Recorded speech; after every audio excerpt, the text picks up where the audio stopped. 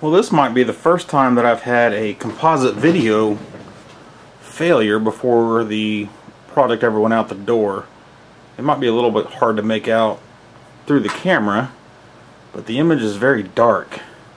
And what I'm going to do is actually short the composite video tantalum, and you'll see that the video goes much brighter. There you go. That's how it's supposed to look. And I looked at it pretty closely, and it looks like the soldering is solid, so I must have a failed cap. Very weird. Now, these are the 5 caps here that you can basically remove and short the leads or the surface mount pads together, and shouldn't have a problem because most cords already have the capacitors in them. Capacitors, resistors, whatever.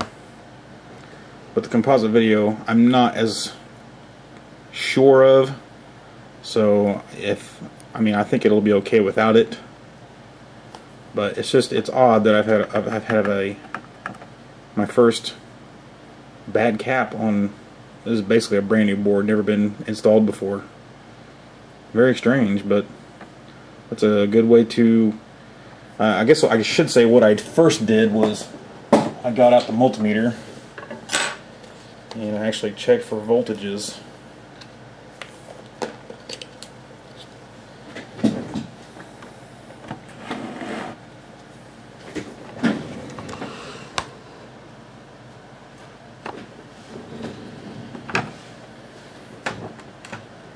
Let's see if you can still see that there. And I'm checking right there on the V pad. You can't see that, can you? We got 1.5 millivolts. Now, if I go to the top side of that tantalum, I've got 1.74 volts. And there shouldn't be that much of a drop on that tantalum. So that's when I shorted it together and found out, the cap itself must be bad.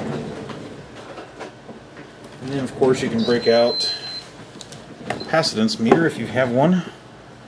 And I just happen to.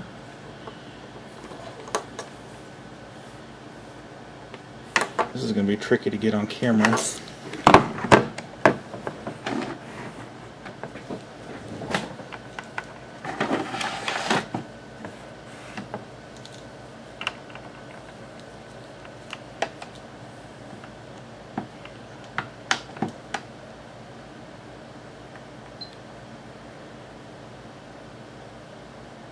Showing I've got